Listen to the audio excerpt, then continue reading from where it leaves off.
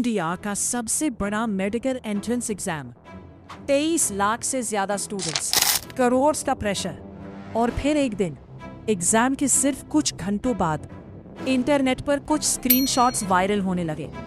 लोग बोल रहे थे पेपर ऑलरेडी लीक हो चुका था।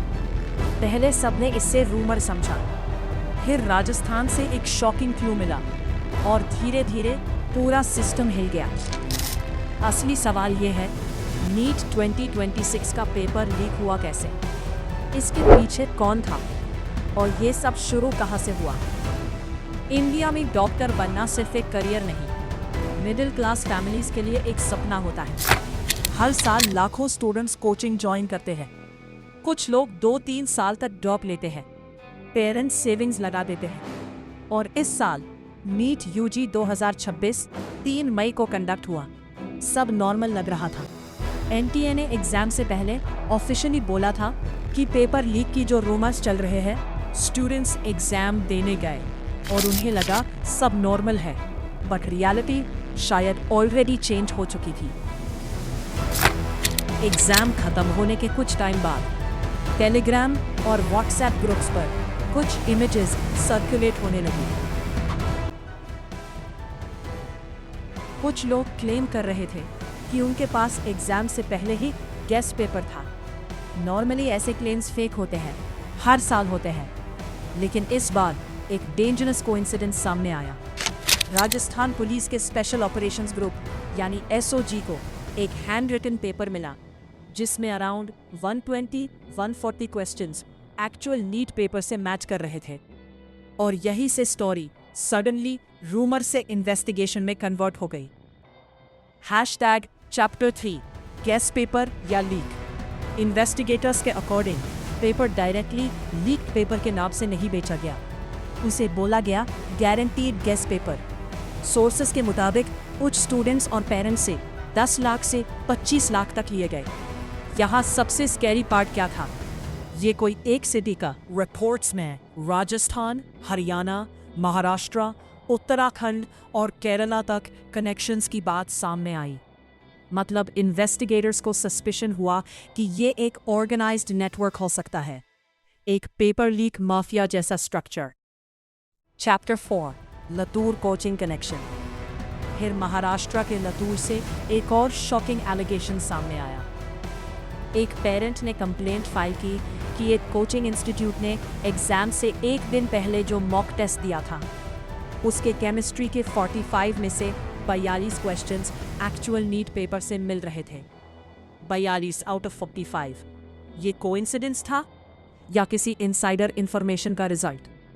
पुलिस ने इन्वेस्टिगेशन स्टार्ट की और अब स्टूडेंट्स का ट्रस्ट और ज्यादा टूटने लगा।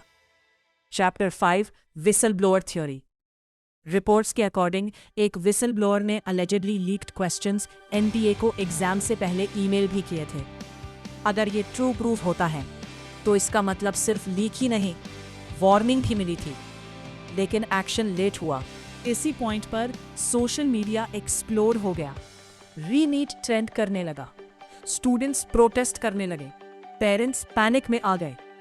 चैप्टर 6 गवर्नमेंट का बिग डिसीजन। इनिशियली कंफ्यूजन था, क्या एग्जाम कैंसिल होगा या सिर्फ इन्वेस्टिगेशन चलेगी? फिर 12 मई 2026 को एक मैसिव अनाउंसमेंट आई।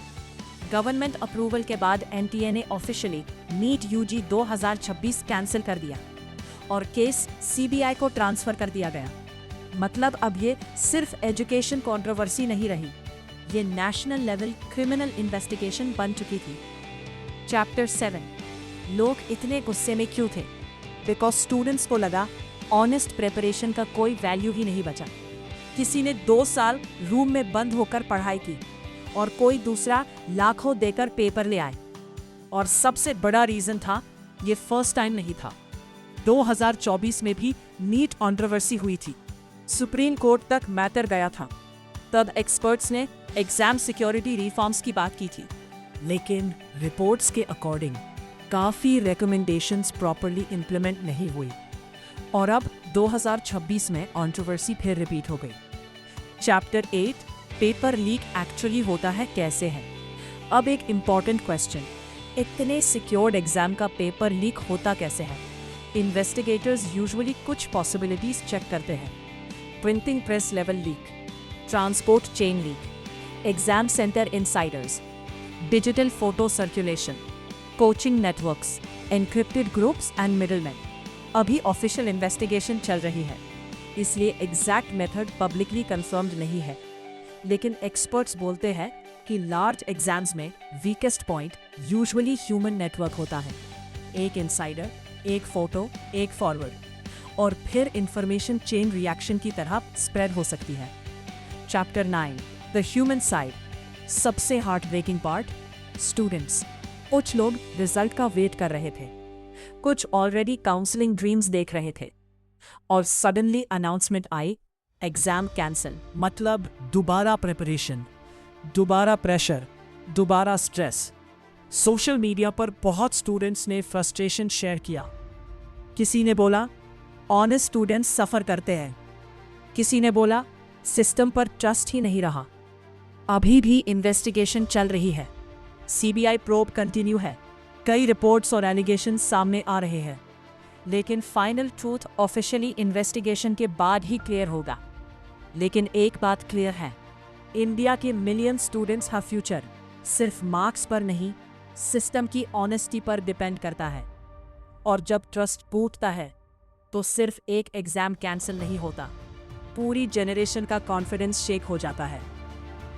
तुम्हारे अकॉर्डिंग इंडिया में नेशनल एग्जाम्स को सिक्योर करने के लिए क्या चेंज होना चाहिए? कमेंट करके ज़रूर बताना। और हाँ, जाते जाते लाइक, शेयर और सब्सक्राइब ज़रूर करना। हमें जल्दी से 1 के सब्सक्राइबर्स पूरे करने हैं।